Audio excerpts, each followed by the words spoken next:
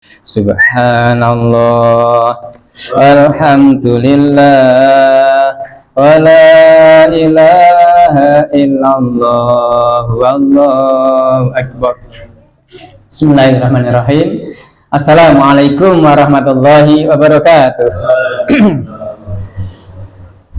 Semoga ibu bapak semua hadirin sehat dan selamat, rahmat dan keberkahan Allah Subhanahu wa taala tercurah pada panjenengan semuanya dan keluarga di rumah. Amin Allahumma amin. Sungguh luar biasa ini jamaah sholat isya malam ini, luar biasa banyaknya, nggak seperti biasanya ini. Masya Allah, luar biasa. Memang beginilah hidup, seperti ini dinamisnya ya. Kadang pasang, kadang surut seperti ini. Insya Allah, alhamdulillah. Alhamdulillah, yang perlu kita syukuri, kita semuanya diberi Allah nikmat sehat, selamat, sempat pula, dan diringankan oleh Allah Subhanahu wa taala langkahnya menuju ke tempat majelis ini, majelis ilmu atau taman-taman surga ini. Ini merupakan salah satu ciri-ciri ahli surga ini. Diringankan oleh Allah langkahnya menuju ke taman surga, dipermudah oleh Allah, digampangkan. Allah luar biasa. Alhamdulillah. Alhamdulillah jalana min ahlussunnah wal jamaah. Assalatu wassalamu ala Rasulillah sayyidina Muhammad bin Abdillah. La haula wala quwwata illa billah, amma ba'd. Wonten ngarsanipun sesepuh sedaya rawuh kang hormati Bapak Profesor Dr. Stephen sakit rawuh ini biasanya rajin hadir, tidak pernah absen kecuali ada tugas negara. Pak dokter yang lainnya sedang ada tugas negara.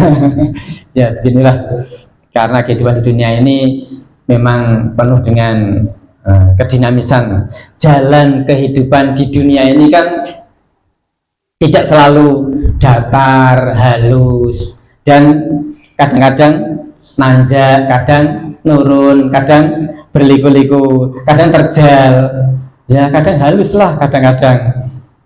Jalan kehidupan ini kadang-kadang kita tertawa, kadang menangis, kadang semua itu adalah sunatullah. Ya, kadang sedih, kadang gembira, sunatullah, hukum alam. Kata Allah Subhanahu wa taala, memang ada kalanya manusia mendapat nikmat, ada kalanya mendapat musibah. Namun sebenarnya semuanya adalah nikmat karunia Allah untuk menguji kesabaran kita semuanya. Bab ini kita akan baca kitab yang berisi tentang Al-Babul Arba'una, bab yang ke-40 fi fadilatis sabri, yang akan menjelaskan keutamaan sabar indal musibah, ketika ditimpa musibah. Sabar ibu bapak ketika ditimpa musibah. Namun tidak semuanya orang gampang bersabar. Gampangnya mengatakan sabar tole, sabar toh pak, sabar bu, saya sabar. Ketika ditimpa sendiri belum tentu bisa sabar. Mudah diucapkan, susah untuk dipraktekkan ketika ditimpa musibah, begitu. Ada ungkapan yang menyatakan at-tajalludu wa adamu syakwa min alamil balwa. Teguh hati tanpa mengeluh saat ditimpa bencana, itulah sabar. Kadang-kala dimaknai pula tahan menderita terhadap sesuatu yang tidak disenangi, tapi ikhlas dan berserah diri, itu juga termasuk orang yang sabar. Bukan nama orang ini sabar, mohon maaf ada yang namanya sabar, jangan tersinggung. Ini sabar dalam arti sifat kita. Sesungguhnya Allah SWT bersama dengan orang-orang yang sabar. Ayatnya pada hafal semuanya. Innallaha ma'as sabirin, menapal setuju ini. Dengan gampang, enteng pokoknya ngajak orang sabar pak, sabar toh bu, ini memang sudah kehendak Allah. Gampang mengatakan sabar bro, sabar tondes, sabar guys. Ada insyaallah. Hadirin rahimakumullah, Bapak Ibu saya hormati, hadis yang pertama saya bacakan. Qala Nabi sallallahu alaihi wasallam, as-sabru inda sadmati, as-sabru inda sab'atil ula, yang artinya Nabi SAW bersabda bahwa sabar itu pada awal musibah, awal terjadinya musibah menjadi titik ukur kesabaran seseorang. Ada kalanya sabar itu terbukti benar sabar atau tidaknya seseorang itu tampak ketika sedang ditimpa musibah, sedang kedatangan musibah, apalagi musibahnya besar. Saat awal kedatangan musibah itu baru tampak sabar gak ya orang ini ya. Cobalah misalkan kita di jalan naik sepeda motor, tiba-tiba ada orang nyalip langsung ngerem di depan kita. Nah, saat itulah ujian sabar gak kita ini. Nyalip langsung di depan kita langsung ngerem. Nah, tiba-tiba ngerem. Itu kan rasanya membuat kita kaget seperti itu. Atau yang lain lagi lah. Kadang-kadang kita sedang naik sepeda motor tanpa helm, yang di depan kita bawa rokok, rokoknya nyala, nyiprat-nyiprat mau oleh ke belakang kita. Rasanya seperti apa nyiprat-nyiprat? Kadang-kadang juga meludah juga nyiprati yang di belakangnya. Itu sudah termasuk ujian kesabaran saat ditimpa musibah. Apalagi tiba-tiba keluarganya ada yang terkena musibah. Itu akan menunjukkan bukti sabar tidaknya seseorang saat awal terjadinya musibah. Alkisah, ada sebuah kisah, banyak kisah yang menginspirasi dari sirah nabawiyah dan orang-orang saleh terdahulu yang bisa dijadikan ibrah atau pembelajaran untuk kaum mukmin saat ini. Sahabat Rasulullah SAW bernama Anas bin Malik radhiyallahu an berkata, ketika saya sedang berjalan bersama Nabi SAW, ketika itu memakai serban buatan Najran yang agak tebal, pinggiran serbannya itu agak tebal. Tiba-tiba datang Arab Badui. Badui itu coro gampange wong desa kamso, kampungan desa yang tidak punya tata krama, gampangnya gitu. Jadi orang Badui tiba-tiba datang narik serban Nabi itu, ditarik gitu aja oleh orang Badui. Serban dipakai, tarik gitu aja orang dari belakang Nabi, hingga karena tebalnya pinggiran serban itu hingga membekas pinggirannya itu di leher Nabi Muhammad SAW. Karena sangat kerasnya tarikan dari orang Badui itu. Lalu ia berkata, ya Rasulullah, ya Muhammad, berikan padaku harta yang dari Allah yang ada ini berikan padaku, ini berikan padaku. Ditarik-tarik minta diberikan padanya orang Badui itu. Maka Nabi SAW menoleh pada orang Badui yang narik dari belakang itu sambil tersenyum, kemudian menyuruh sahabat yang menjaga Baitul Mal, kotak amal Baitul Mal, atau Baitul Mal itu ya semacam bank itu Pak ya, semacam bank ya, tempat Baitul Mal penyimpanan itu, supaya mau memberi petugas Baitul Mal berikan pada orang Badui ini sebagian harta isi Baitul Mal itu.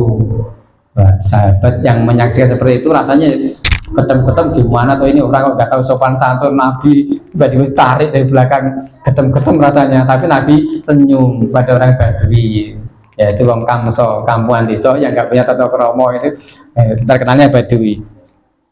Dalam kisah yang lain disebutkan oleh ulama yang bernama Ali Yafi menceritakan ketika ada seorang guru yang amat solih, guru yang amat solih yang terkenal, namanya Abu Usman Al-Ajizi, berjalan di jalanan pada waktu tengah hari. Tiba-tiba ada orang menuangkan abu di atas, dari atas rumah yang tingkat itu, menuangkan abu kena kepala guru yang solih itu tadi. dan tepat di atas kepalanya Abu Usman. Maka kawan-kawan guru itu, kawan-kawan Abu Usman marah, melihat seperti itu marah. Gurunya lewat, orang melewati rumah tingkat, dituangkan abu dari atas kena kepalanya. Nah itulah awal terjadinya musibah itu merupakan bukti sabar tidak. Yang dituangi sabar, ternyata sahabat-sahabatnya nggak sabar, marah.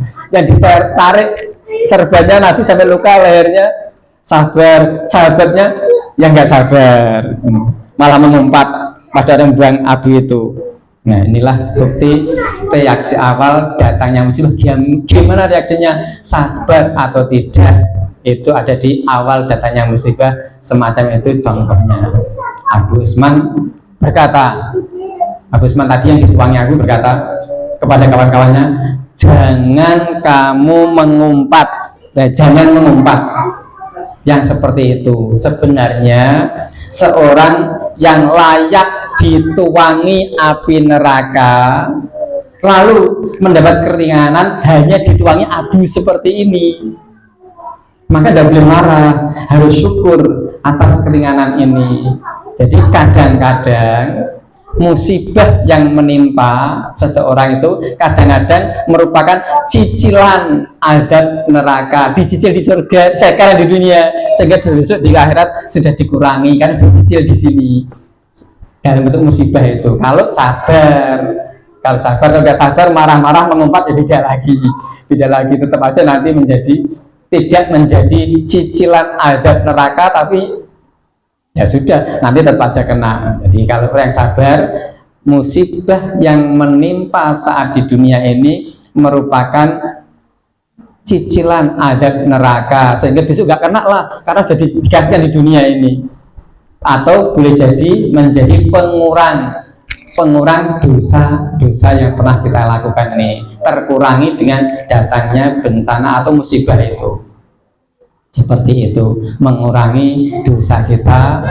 Kalau yang melakukan musibah itu datangnya bukan karena kondisi alam, kesengajaan dari fitnah, misalkan orang yang menggunjing misalkan, itu justru dapat dua. Satu, dikurangi dosa kita, diberikan orang yang menggunjing atau memfitnah itu, dan ditambah pahala kita diambilkan dari orang yang menggunjing atau memfitnah kita itu. Kalau sabar dan ikhlas, inilah pelajaran sabar. Kisah sabar lainnya terekam dari Al-Ahnaf bin Qais. Ketika ditanya seorang, dari siapa Anda belajar kesabaran? Jawabnya, dari Qais bin Asim Al-Munziri.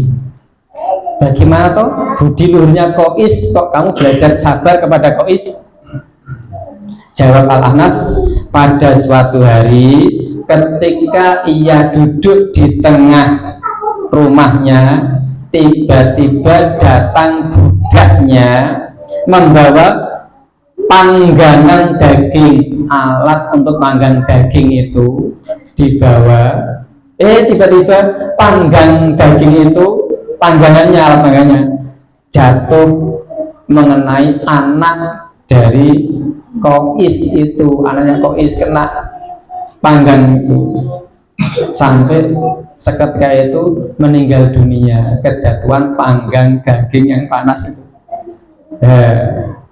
Betapa takutnya budak berbuat seperti itu, tidak sengaja bahwa panggang daging, panggangnya panas membara, menjatuhi anaknya Pak Qais sampai meninggal dunia. Wah, betapa takutnya.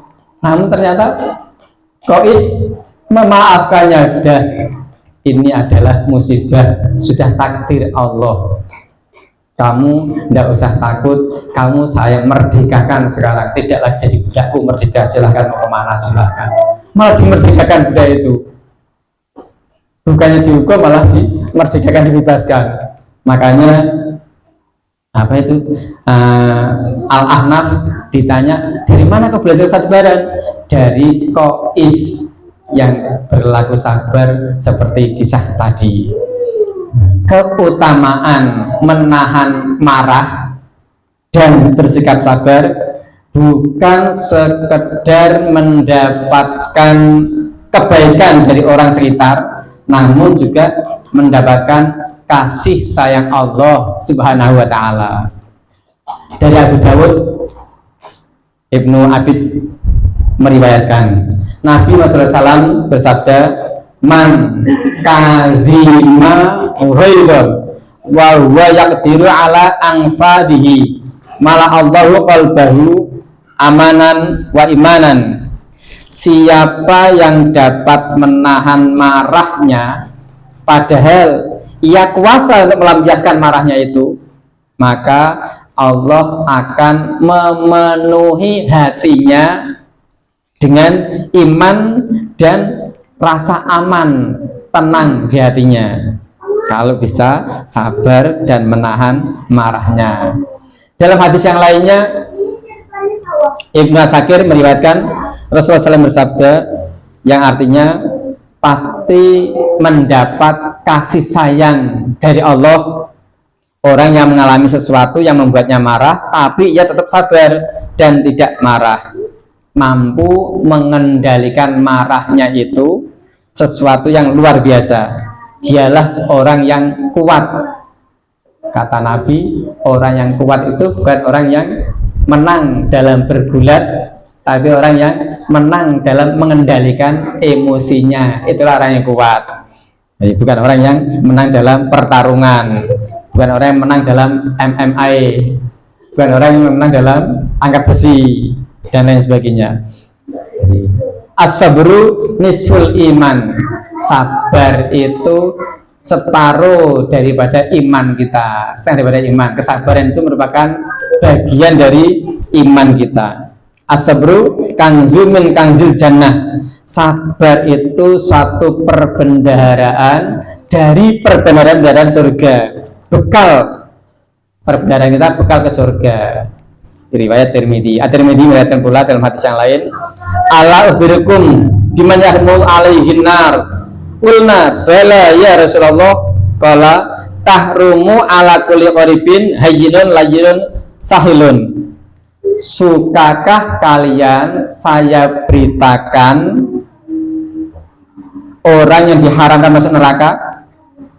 Sahabat-sahabat tentu saja jawabannya bala ya Rasulullah. Pertanyaan Rasulullah, suka nggak kamu tak beritahu orang-orang yang haram masuk neraka? Jawabannya bala ya Rasulullah. Baik ya Rasulullah. Kemudian Rasulullah bersabda, neraka itu haram atas orang yang lunak hatinya, ramah, lapang dada, dan mudah baik hubungannya. Hatinya lembut, sambutannya ramah, kesabarannya tampak, lapang dada, supel, pandai bergaul, pemaaf, itu haram masuk neraka. Nah, mendengar jawaban semacam itu ya memotivasi betul kepada para sahabat. Saat itu Rasulullah SAW memotivasi para sahabat agar memiliki sifat sabar, lemah lembut, pemaaf, santun, pandai bergaul, supel. Sahabat-sahabat menjadi termotivasi oleh Rasulullah SAW. Ibu bapak yang saya hormati, hadis yang kedua, qala Nabi sallallahu alaihi wasallam, laukana sabru rajulan lakana rajulan kariman. Nabi sallallahu alaihi wasallam bersabda, andaikan sabar itu berwujud lelaki, andaikan sabar itu bentuk laki-laki, maka tentunya dia adalah laki-laki yang mulia. Dan begitu pula sebaliknya, andaikan sabar itu ke wanita, tentu dia wanita yang idaman, yang mulia. Sabar di sini bukan nama seseorang, melainkan sifat. Kita harus sabar dalam ibadah, laksanakan ibadah dengan senang hati, tidak dengan keterpaksaan. Sabar dalam ibadah, puasa tidak buru-buru berbuka, kurang 1 menit ya tadi ditunggu, tidak buru-buru berbuka. Wong sabar sih, kurang 1 menit tunggu, kok suruh susu buka.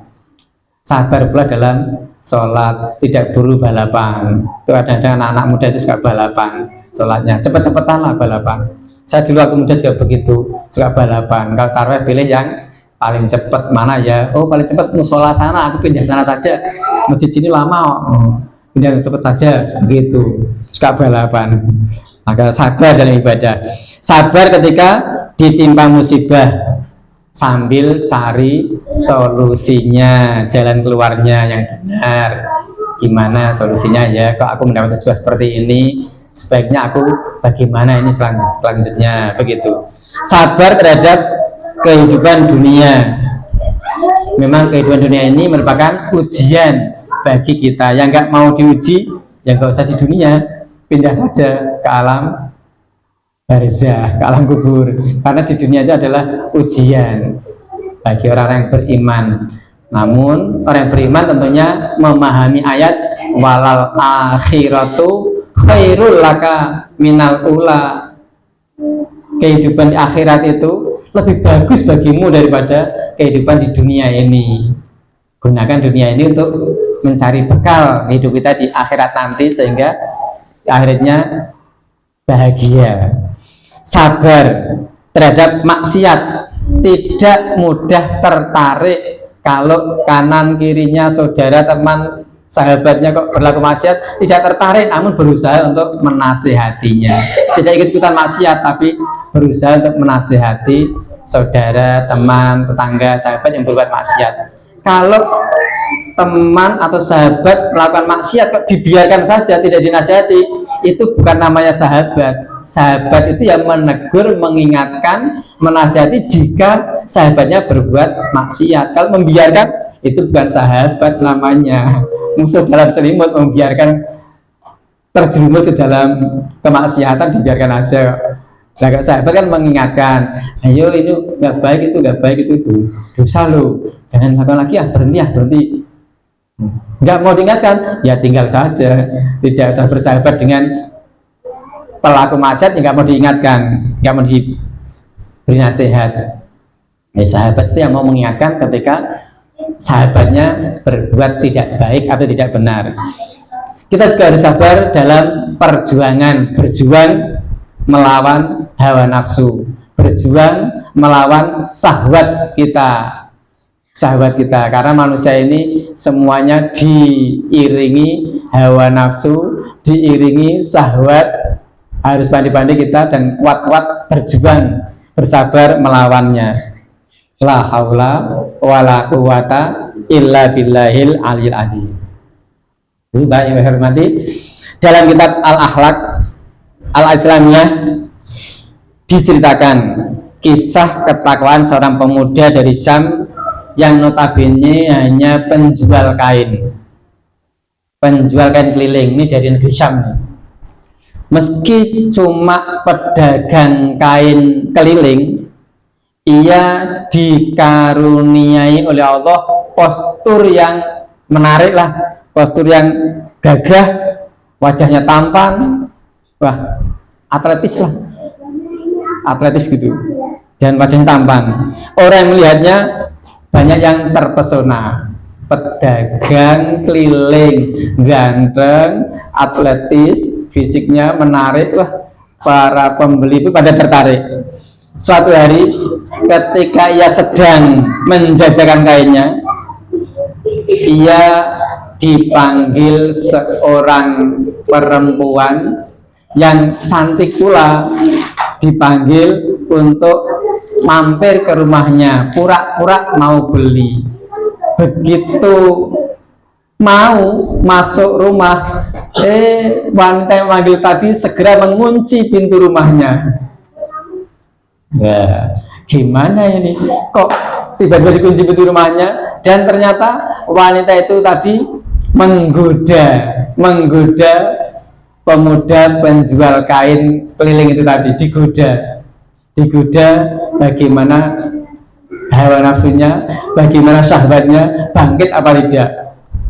Digoda terus, dia berusaha menolak, namun diancam, kalau kamu tidak mau menuruti aku akan teriak-teriak dan kamu saya anggap telah melakukan perkosaan padaku.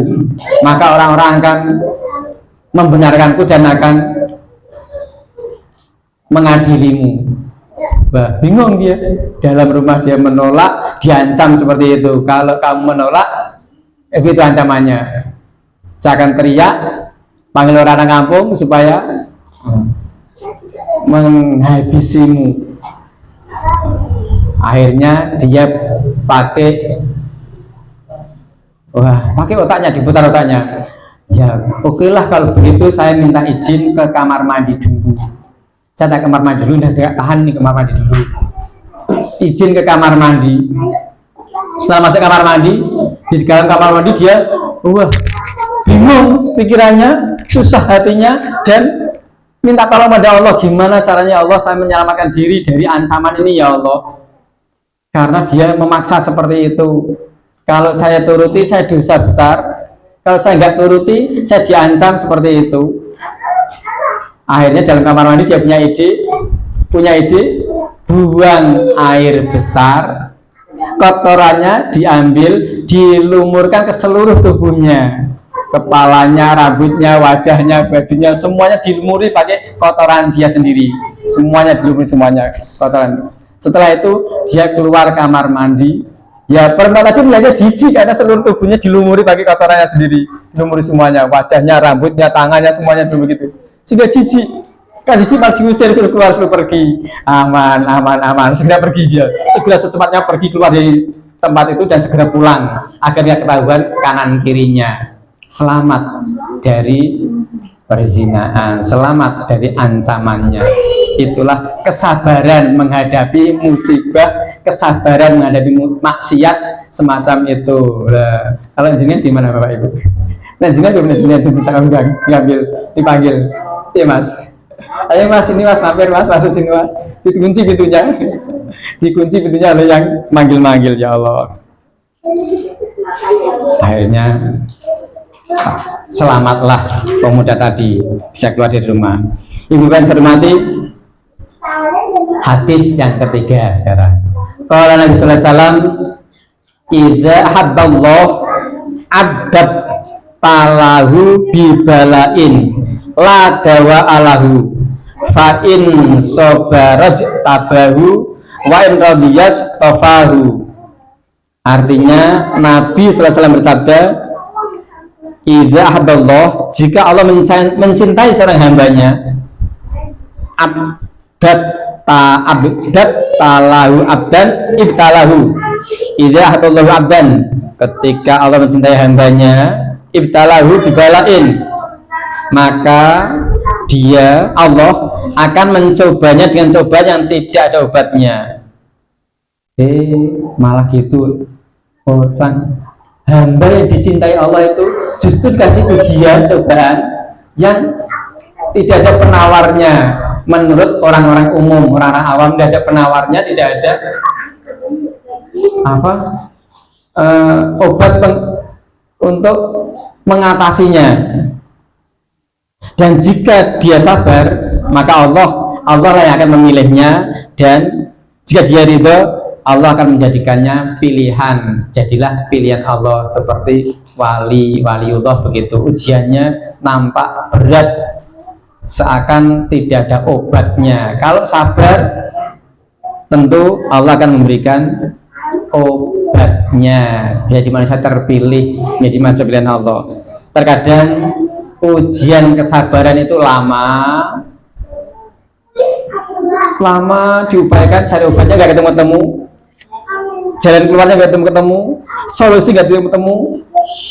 Terkadang ada pula yang cepat, gampang mendapatkan solusi, menemukan jalan keluarnya. Tidak semuanya orang mendapatkan ujian gampang mendapatkan solusi atau jalan keluarnya, karena memang Allah SWT hendak membebaskan dia dari siksa api neraka menggunakan ujian kesabaran.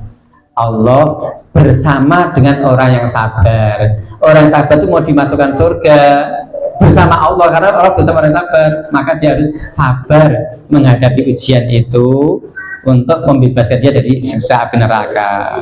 Ya, sabar dari apa saja tadi, sabar ketika ibadah, sabar dalam maksiat, menghadapi maksiat, sabar mendapat musibah dan sebagainya.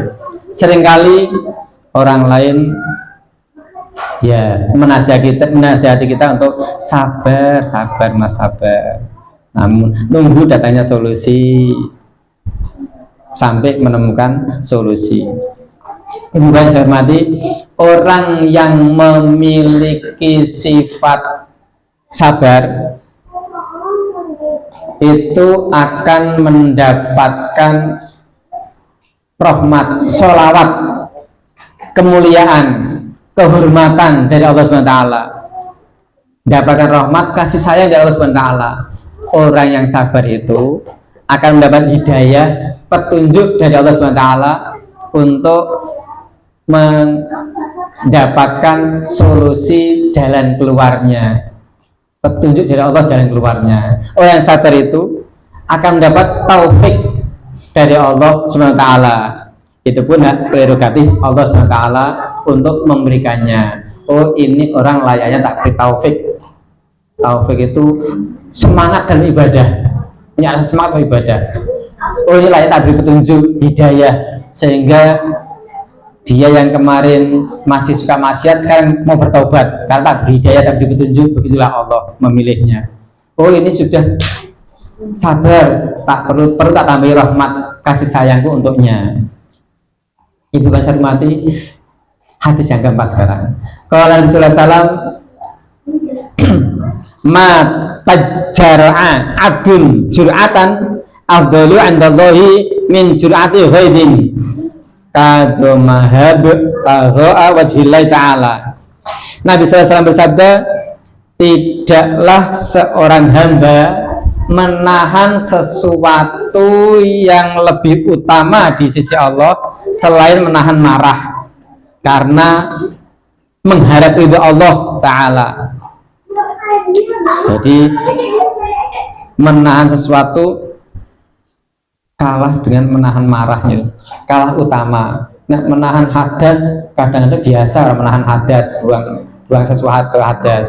Menahan lapar biasa, kuat menahan lapar. Tapi menahan kesabaran itu luar biasa keutamaannya di hadapan Allah SWT. Sebagaimana panjenengan semua sering dengar, paham, apal bahkan kisah Nabi Ayub